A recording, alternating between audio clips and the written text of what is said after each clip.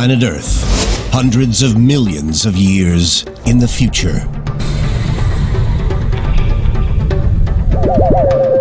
Intergalactic explorers return to their home planet in search of signs of ancient civilizations. They find a planet that has changed beyond recognition. Gone are the familiar continents that we know today. Instead, they find a giant landmass with huge mountain ranges, massive frozen snowfields, and glaciers. The once thriving metropolis they seek has disappeared. A few broken remnants are all that remain, crushed and buried beneath tons of rock. Could this be a future vision of Earth? Naked Science asks, what forces could create such a bleak and barren world? And investigates how the awesome power of colliding continents shapes and reshapes our planet in an endless cycle of construction and destruction.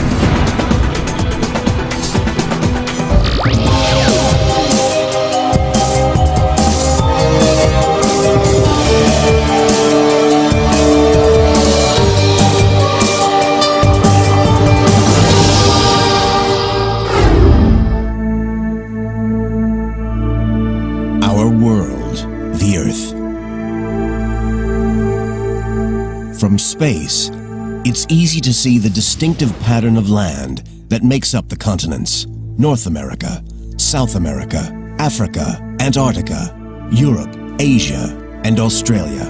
Giant landmasses separated by oceans that stabilize the environment with hospitable weather patterns, suitable for civilization and cities to evolve and prosper.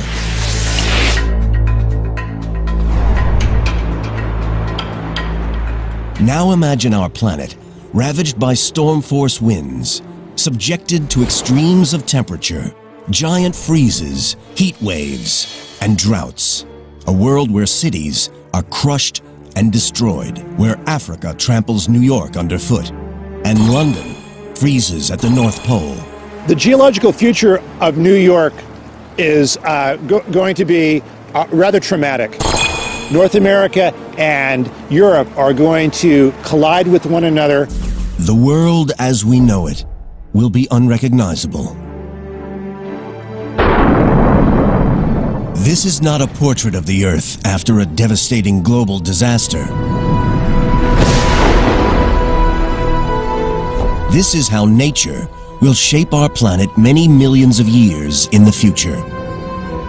This incredible remodeling is just part of a natural cycle that has shaped the Earth for the last 4 billion years, and will continue to do so until the sun finally destroys its surface once and for all. Today, our continents may seem solid, safe, and forever fixed in place, but they are none of those things. These great landmasses are constantly on the move. Speed up the last few billion years, and one can see the continents sailing across the globe. Powerful forces deep within the planet rip the continents apart and then smash them together in an ever-changing cycle of death and rebirth. Oceans disappear, mountains crumble, and rise again. Landmasses form and reform. Colliding continents are the mightiest force on Earth. When we look at the history of planet Earth, we see that it is full of change. Change is part of nature, and this change continues today and will continue into the future.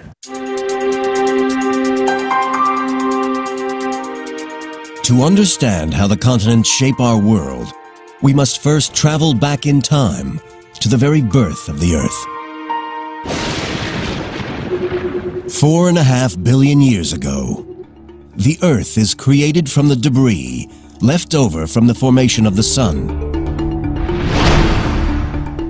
Dust and debris collide and clump together.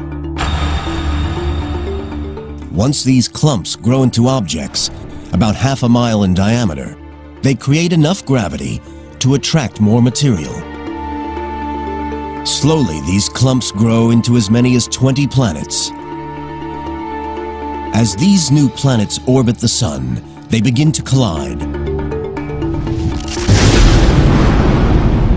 One collision with the planet Theia, which creates the Moon, obliterates the surface of the Earth.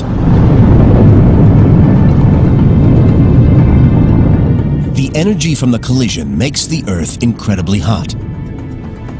At around 11,000 degrees Fahrenheit, it's more than 7 times hotter than the inside of a cremation furnace. Earth is a massive molten ball of boiling lava. This is primeval hell, where thousands of asteroids and comets bombard our world. But deep within the planet, a process starts that will lead to the first land. The heaviest elements, lead and nickel, sink down toward the center of the Earth to form a molten core. The lighter elements, including oxygen and silicon, rise toward the surface, where they erupt in volcanoes of molten rock. Slowly, the Earth's surface cools. Molten lava solidifies to form patches of crust, the seeds of the first continents. But even as the first land is born, it faces a battle to survive. We were being bombarded by a large number of asteroids very early in the history of the planet. So there's a lot of dynamic change from being walloped by giant impacts, disturbing things. Geology professor Sam Bowring is an expert in early Earth and the genesis of the continents. When we had an early crust is an interesting question. I suspect we had an early crust from day one.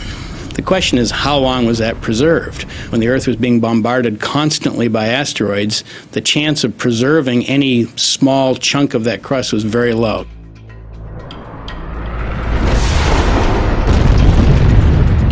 The relentless bombardment destroys the new planet's crust almost as soon as it forms. This recycling of the surface continues for many millions of years. But as the flux of asteroids began to wane, and as the Earth matured a little bit, I suspect the early crust lasted a little bit longer. Eventually, the barrage from asteroid impact slows down. The surface of the Earth continues to cool. But the Earth is missing one vital ingredient: oceans. Where Earth got its water has been a controversial topic over the years. I think most people now think that many meteoritic bodies actually contain quite a lot of water. Water carried by meteors and asteroids may form the oceans that surround the first continents. The Earth, 4.4 billion years ago. Our planet is now 150 million years old, and the first primitive landmasses have formed. They are not like the 7 instantly recognizable continents of today. They are just small rafts of rock floating on the mantle. But now a type of rock appears on the Earth's surface that will form the nucleus of future continents. A rock buoyant enough not to sink into the bowels of the Earth. Granite. In South Africa, in the Kapvau region southwest of Johannesburg, geologists examine ancient granite that has survived the ravages of time. These are the ancient remains of what some people consider to be the first true continent. We're looking at the relics, the remnants of the first continental nuclei. This is one of the oldest, but certainly the best preserved continental nucleus in the world. Geologist Alex Kisters studies how granite formed the first continents. The rocks here are so important because they are remarkably well preserved, much better than anywhere on Earth. And that allows us actually to study processes that were involved in the formation of these early crustal rocks. Kisters is collecting samples to date the age of the granite. We're drilling these little rock cores, taking them out, and then sending off later onto the lab to be dated. Dating rocks is a complex process because over long periods of time, the minerals can break down and reform into new rocks. Scientists look for an ingredient of rock that is tough enough to withstand the test of time. The answer is zircon, a crystal that is made inside molten rock as it solidifies. Even if the rock is destroyed, the zircons are durable enough to survive. Zircon is an incredibly interesting mineral, and it incorporates uranium and excludes lead, and that sets us up to have basically nature's time capsule. To illustrate this process, imagine that this hourglass is a newly formed zircon crystal. Sand in the top represents uranium. The sand in the bottom represents lead.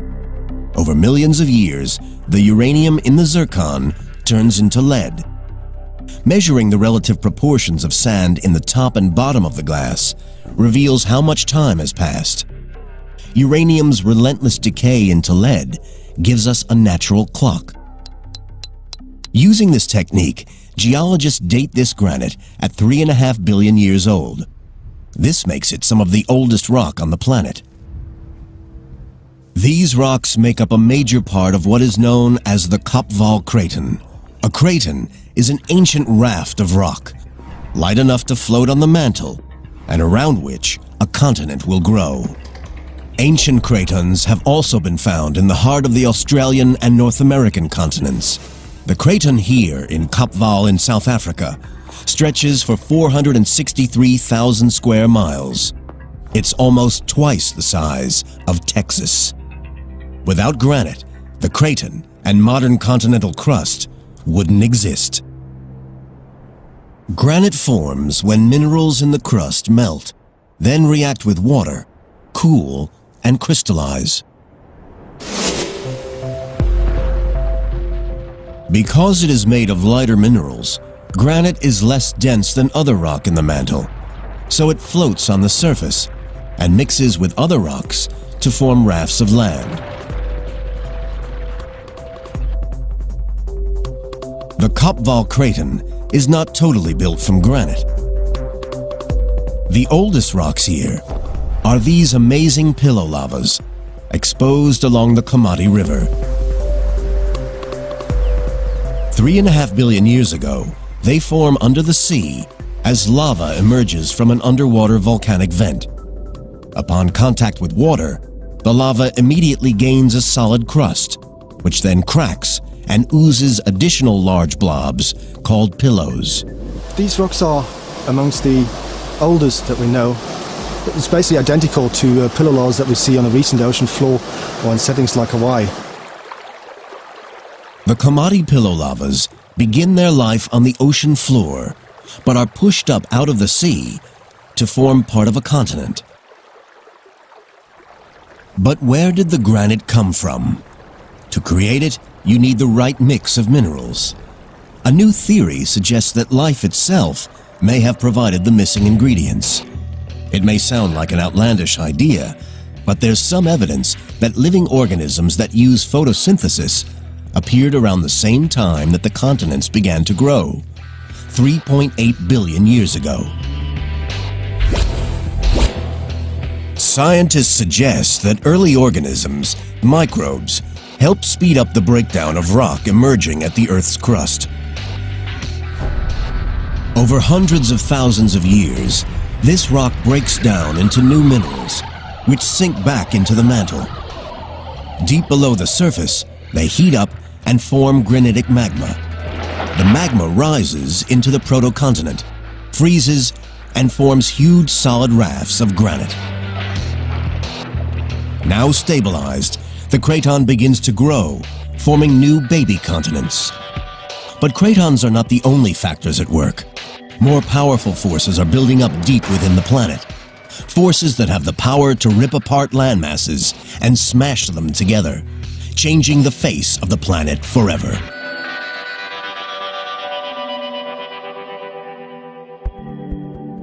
Four and a half billion years ago, the Earth forms. For many years, it is bombarded by asteroids and meteors. Slowly, the molten planet cools, and small landmasses form around cratons of granite rock.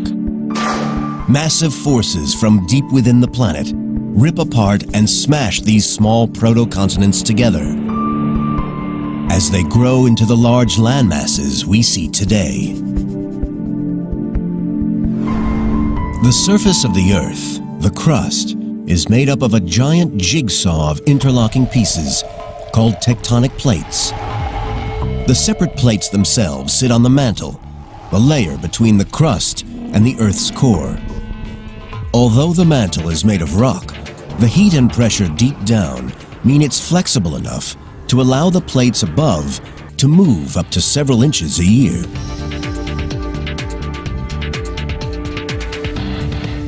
Evidence for the theory of continental drift was first proposed in 1912 by German scientist Alfred Wegener. He noticed that identical fossils were discovered oceans away from each other. Paleontologist Professor Mark McMenamin of Mount Holyoke College in Massachusetts is an expert in fossil records. Wegener noted that a freshwater organism cannot cross a salty sea. And so if you find the fossils of a freshwater organism or a land creature on two continents that are now greatly separated by distance, they must once have been closer together. By identifying like fossils on different continents, scientists can map which continents were joined in the past. The fossil distributions will tell us where fossils occur and how the continents must have been juxtaposed. Fossils that are identical but occurring in very different parts of the world imply that the continents have drifted. When he first proposed his theory of continental drift, Wegener was laughed at. The idea that continents could actually move was considered preposterous. The problem was, he didn't know how the continents moved. The missing mechanism wasn't discovered until the 1960s. Plate tectonics is powered by heat. Plate tectonics is being largely driven by the fact that the interior of the Earth is much hotter than the surface. The temperature at the center of the core is 10,000 degrees Fahrenheit. It's as hot as the outer parts of the sun. Much of the heat is left over from the collisions and massive bombardment during the early days of the Earth. The rest comes from radioactive decay of heavy elements in the core. Heat escaping from the core creates convection currents in the next layer of the Earth, the mantle. The process is like a lava lamp, where heat from the bulb at the bottom creates convection currents in the oil, pushing the synthetic lava upward. The heat melts part of the mantle and sends plumes of magma, molten rock, rising to the surface. It rises between cracks in the plates, creating new rock that pushes the plates apart. I think that plate tectonics is virtually inescapable on this planet. It's an exceedingly efficient way to cool the interior of the Earth. This formation of new rock splits apart and separates the plates and the continents sitting on them. Today, the majority of this new rock forms under the sea, creating vast interconnected volcanic mountain ranges that extend through all the major oceans of the world. One range can clearly be seen at the bottom of the Atlantic Ocean, along the Mid-Atlantic Ridge. It stretches more than 12,000 miles from the sub-Antarctic to the Arctic. It comes to the surface in a few places. Iceland was created from volcanic lava, bubbling up at the junction between the North American and Eurasian plates. It's one of the few places on Earth that one can actually see continents being pushed apart. We are watching here geological structures that you cannot really watch anywhere else. It's like a big textbook of geology. This is where the Earth's crust is being made. Paul Einarsson, professor of geophysics at the University of Iceland, monitors the mid-ocean ridge where the continental plates are splitting apart. The ridge in Iceland is almost 3 miles wide. On one side is the North American plate, on the other side, the Eurasian plate. The rift here grows as new rock forms at its center, pushing North America and Europe away from each other. The Atlantic Ocean widens and the two continents drift apart. Eventually, the Atlantic could become as big as the Pacific. To measure how fast they're splitting, Einarsson takes global positioning system readings at specific points along the plate margin. We put the antenna right on top of the point, and then we can calculate the exact position of this point in the world with respect to the center of the Earth. Although the ridge appears calm and there's no magma rising to the surface, Einarsson's measurements show that the two continents are drifting apart by around an inch a year. So by the end of the century, Europe and America will be almost 8 feet further apart. The movement in Iceland is typical of the processes shaping the continents since their birth 4.4 billion years ago. It's part of the great cycle of the Earth's continents. The new crust, created at the mid-ocean ridge, moves away, cools, and eventually sinks back into the Earth. When the first proto-continents formed, there were several interconnecting tectonic plates, constantly bumping and grinding against each other, pushing the new land over the planet. Today, the Earth has over a dozen plates, some colliding together, some moving apart. They are powerful enough to move a continent the size of North America over 3,000 miles in 200 million years. That's 15 miles every million years. The Earth, 3.4 billion years ago, and plate tectonics pushes the proto-continents together. They combine to form ever larger tracts of land. Scientists suggest that cratons combine with other cratons to form a supercontinent, a huge continuous stretch of land. It's called Hvalbara. Scientists are unsure of its exact shape or size, as only a few pieces, like the craton in South Africa, still remain. But Hvalbara's days are numbered. A rising plume of heat is growing beneath it. It's about to rip the world's first supercontinent into pieces.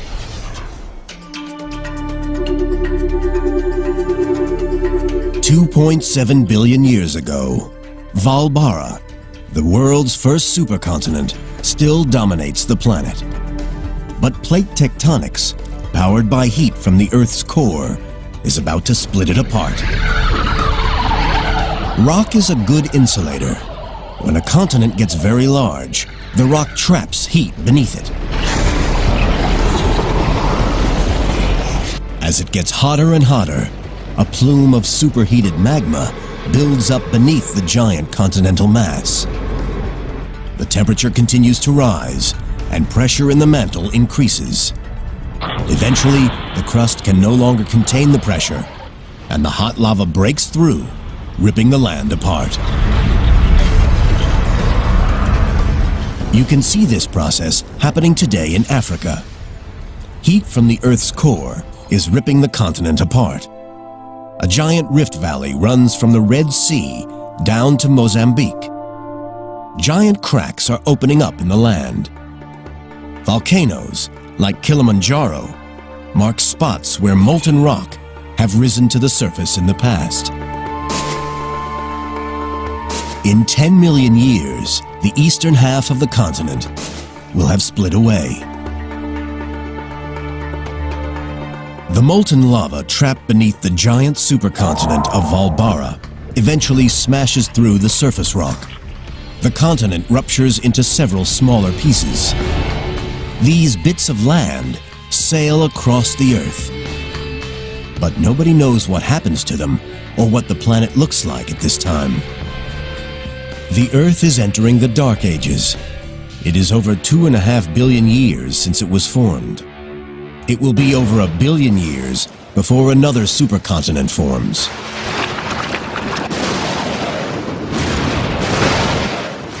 The Earth is entering a deadly cycle of destruction and rebirth.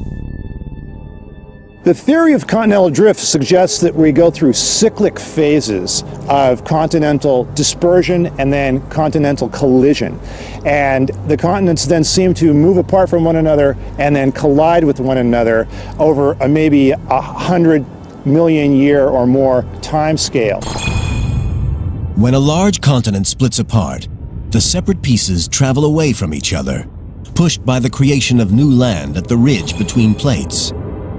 Because the Earth has a constant surface area, the same amount of land created must be absorbed into the Earth. This process happens at subduction zones at the junctions of plates. At a subduction zone, crust dives down into the mantle to be melted to form new rock. When the plate subducts into the Earth, it brings two pieces of land together. When they collide, a new supercontinent starts to form. It is now 1.1 billion years ago on our timeline, and the next known supercontinent has formed.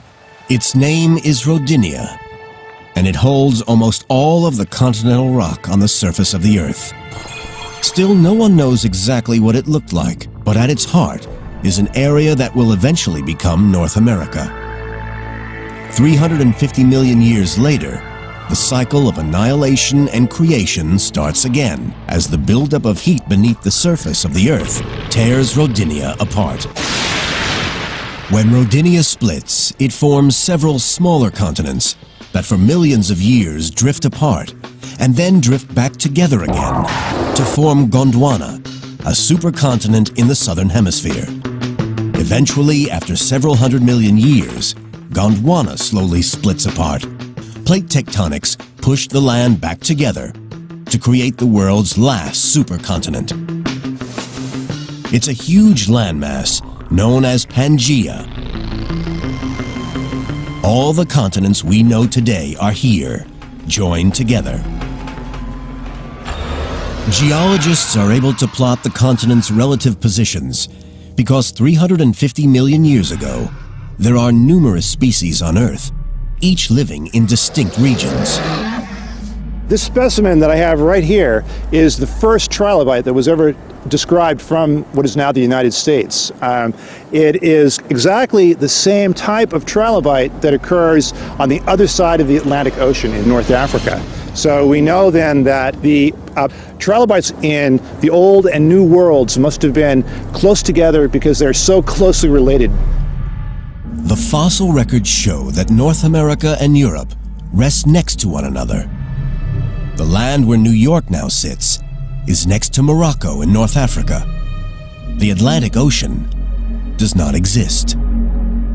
The east coast of South America nestles against the western coast of Africa, while Australia, India, and Antarctica are joined to the southeast of Africa.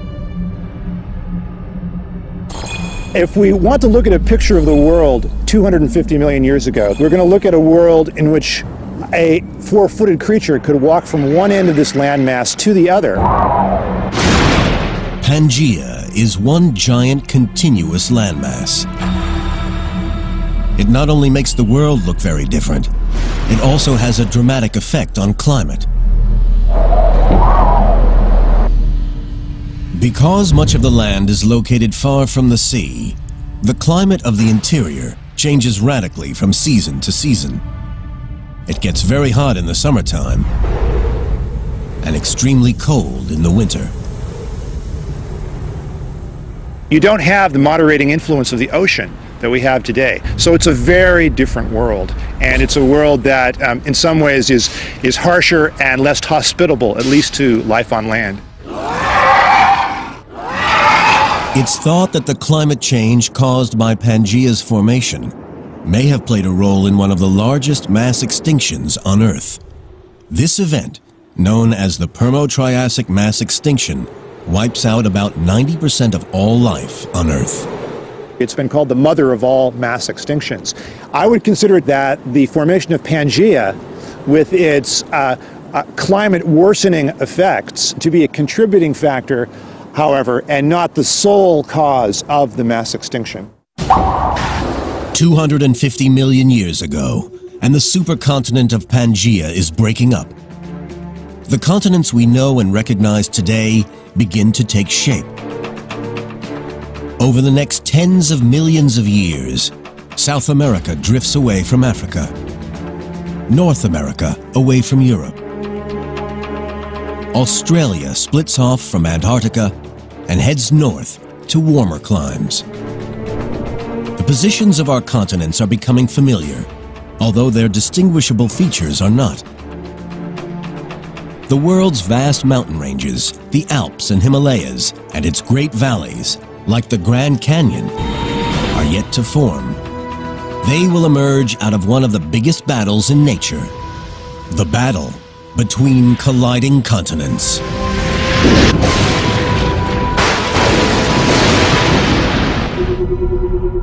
Earth, 100 million years ago. The continental map of the modern world is gradually becoming recognizable.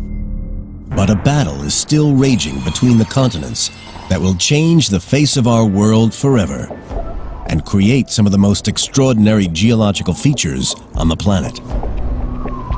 As the continents move slowly across the Earth, crust and rock is dragged back down into the Earth at subduction zones between the tectonic plates. But when continents collide at the plate junctions, sometimes there is a battle for supremacy. If neither plate will submit and drop down to be consumed by the mantle, then both the continents slowly smash and grind into each other. These pinch points of continental collision build mountains.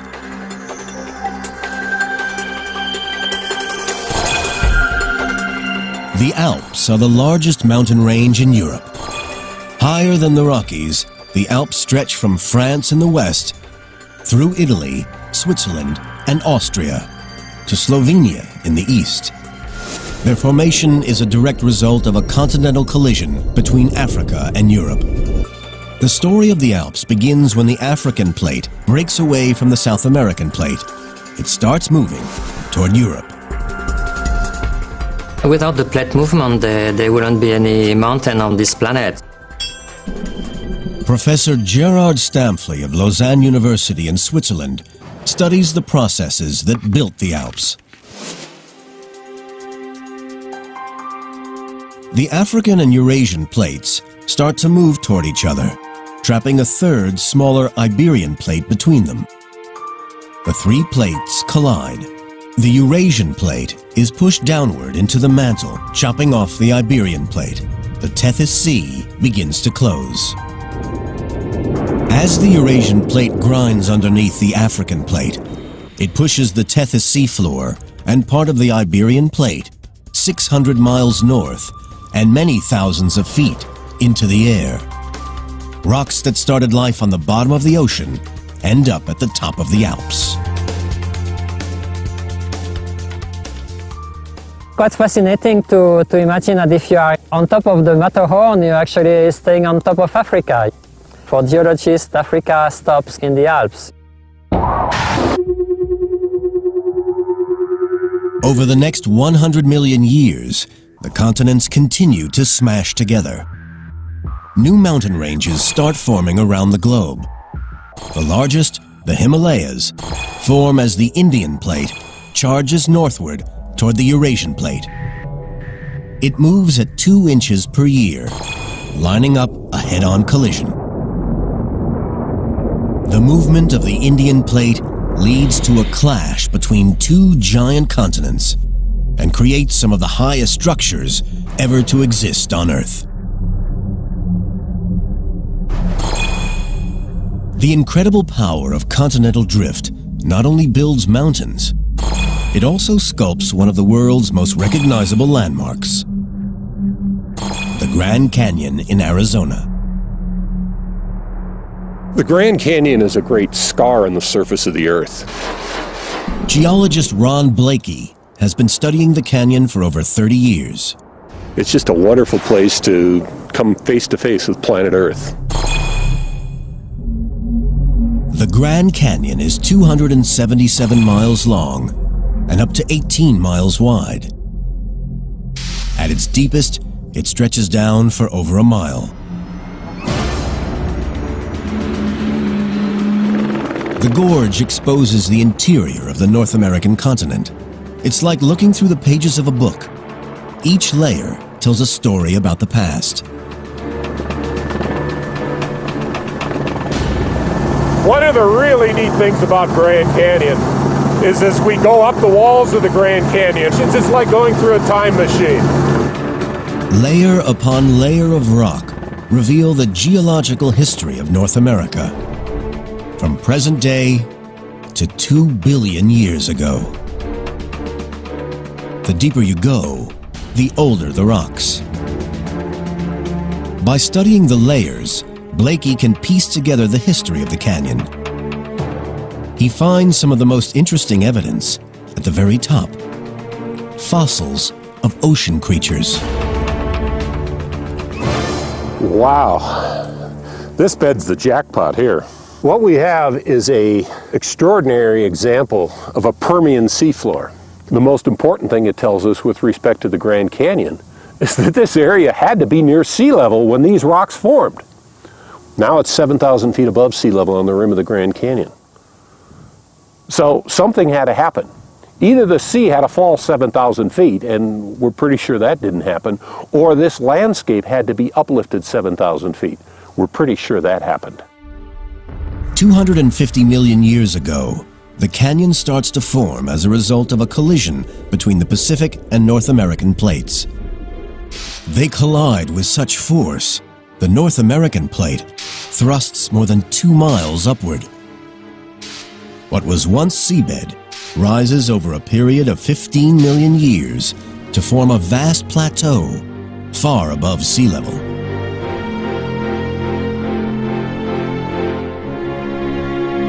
It stays that way for millions of years until it is transformed by water erosion.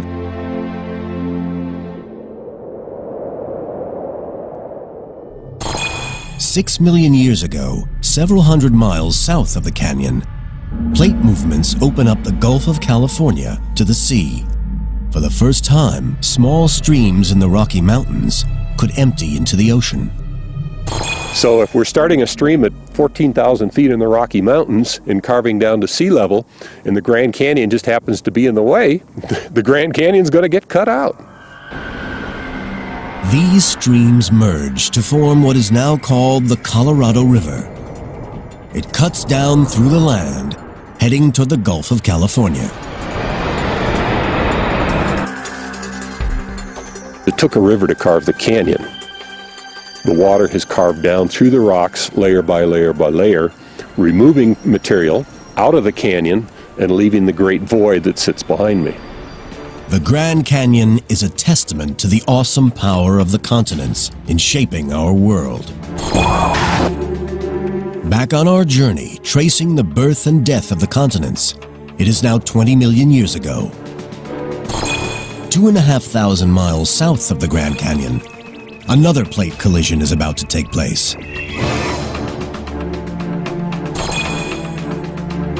The map of the modern world is almost complete.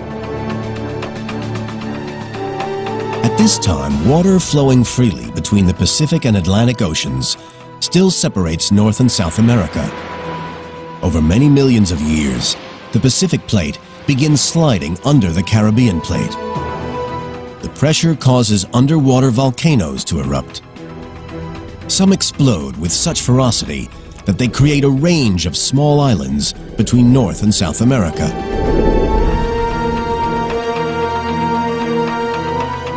Over the next 17 million years, ocean currents deposit sediment in gaps between these new islands. Gradually, the sediment builds up and compresses to form land bridges between the islands. 3 million years ago, the Isthmus of Panama, a narrow strip of land, finally joins North and South America. It separates the Pacific and Atlantic Oceans. The flow of water between the two stops, and ocean currents must take new routes. This causes yet another change in the climate of our planet. It changes the movement of warm seas around the globe, disrupting weather patterns, possibly pushing the planet into an ice age. Many species are wiped out. The continents as we know them today are formed, creating the nice, hospitable environment for human civilization to evolve and thrive on planet Earth. But how long will it last? The forces that power plate tectonics are still active and will tear our continents apart once again. They will build a new world, one that may trigger another mass extinction and push humanity to the brink of annihilation.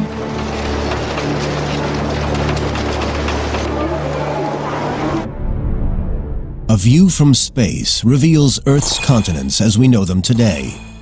There are 7 in total, but some are separated by a political divide rather than a geographical one. Africa-Eurasia is a supercontinent comprising of Africa, Europe, and Asia. It stretches from the Siberian Plateau in Russia to the Cape of Good Hope in South Africa. A spectacular route across 3 continents, incorporating dramatic climate change, vivid scenery, and diverse cultures. However, Africa-Eurasia isn't the only supercontinent on the planet. Because the Panama Isthmus links North and South America together, they too can be thought of as one vast landmass.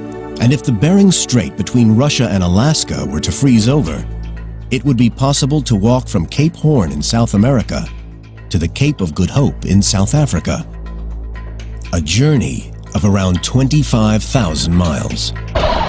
But this won't always be possible, for powerful forces deep below the surface continue to send the continents hurtling across the globe. A process that started at their birth 4.4 billion years ago, and one which will continue long into their future. What we're observing at the moment is only a snapshot of the Earth's global cycle that has been undergoing for the last 4.5 billion years probably, and will be undergoing, even if we're not around anymore.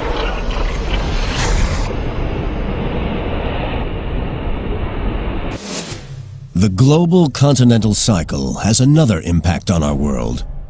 It causes many natural disasters. Plate movement creates stress points, which lead to volcanic eruptions. As continents split apart, instability at the plate junctions causes earthquakes that rip apart whole communities. This one, on October 8, 2005, in Pakistan-ruled Kashmir, killed nearly 75,000 people and left up to 3 million homeless. And when plates subduct into the earth, their death throes produce devastating waves. The 2004 Indonesian tsunami is just one demonstration of the terrifying power unleashed when plates move. Such natural disasters are part of the continental cycle, and they're not going to stop. Plates moving is something we have to live with. There's nothing we can do about it. It's going to happen. There are going to be big earthquakes in California. There's going to be a lot of damage. There's going to be loss of life.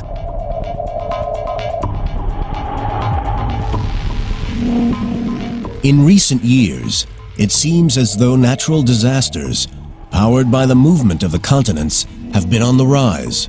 But what we are witnessing is an increase in awareness, rather than an increase in the number or severity of natural disasters. I think what we're really seeing here is a very raised consciousness of the public. With instant communication abilities, much more publicity is given to volcanic eruptions and earthquakes. We are observers to only a very short period of the life of the Earth. If we could monitor earthquakes and volcanic activity caused by plate movements over millions of years, we would see a very different picture.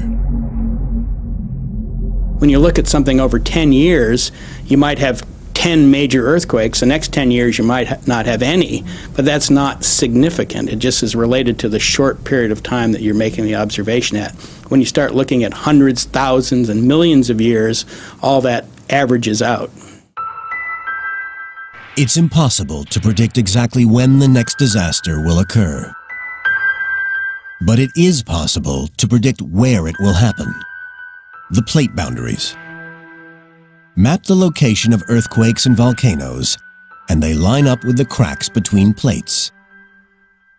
Plot where these plates will move over the next tens of millions of years, and the future looks bleak for many of the world's cities.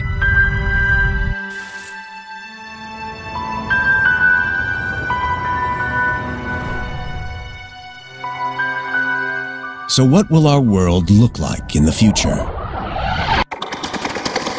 50 million years from now, the Atlantic Ocean will widen, pushing New York further away from North Africa.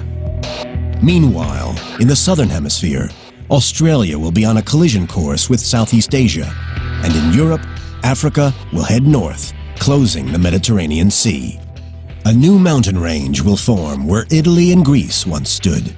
Known as the Mediterranean Mountains, they will be as big as the Himalayas, extending from Spain across southern Europe, through the Middle East, and into Asia. 100 million years in the future, and the power of continental movements will render the surface of the Earth unrecognizable. The Atlantic Ocean will continue to widen, but a subduction zone will form along its western shoreline. The first sign of it can be seen today in the Caribbean, the Puerto Rico Trench. This trench will grow north and south along the east coast of North and South America. This vast subduction zone will consume the Atlantic Ocean, dragging Europe and Africa back toward the Americas. 250 million years in the future, intergalactic explorers returning to their home planet will find a world very different to the one in their records. There will no longer be 7 continents, but one gigantic landmass containing most of the land on Earth. They could find it a barren, frozen world. The explorers search for the remains of our cities, but when Europe and America collide, any cities along the coastlines will be gradually destroyed. The geological future of New York is going to be rather traumatic. In the long term, New York is going to be at the site of a continental collision. North America and Europe are going to collide with one another and produce a distinctive suite of rocks which will eventually be crumpled between the two continents as they collide. New York and its neighbors will be crushed and buried beneath the surface, leaving no more than a few remains. In the future, geologists will be able to find remains of New York City trapped in the rocks themselves, either buildings or plastic bottles or old autos and their parts. All of these things will be incorporated into the fossil record and will be recognizable to a future geologist who knows what she or he is looking for.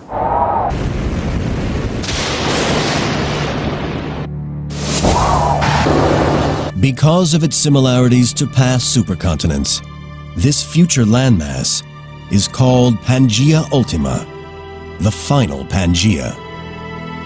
Nearly all the landmasses in the world will be joined together. Pangaea Ultima will probably experience climate extremes, freezing winters and scorching summers. This deadly weather could have devastating effects on all life on Earth. The implications for the human race are interesting to speculate about. Certainly, the disposition of the continents over time will affect Earth's climate, and that will in turn have an influence on which organisms survive, which go extinct, and could be a factor in future mass extinctions. The world we know is inching slowly toward its own destruction. The processes that shape the surface of the Earth are never going to change. We're going to have earthquakes, we're going to have volcanoes, we're going to have tsunamis and hurricanes, regardless of whether humans inhabit the planet. And so the planet will always be here, probably. Plate tectonics will operate for the foreseeable few 100 million years. The question is whether humans will be here to witness it or not. But even Pangaea Ultima might not be the end of the story. The forces that created it may eventually rip it apart and start the cycle of death and rebirth again. But by then, the impact of colliding continents could have been too much for our species. With our cities destroyed and the climate severe, we may have already left our planet in search of a safer home.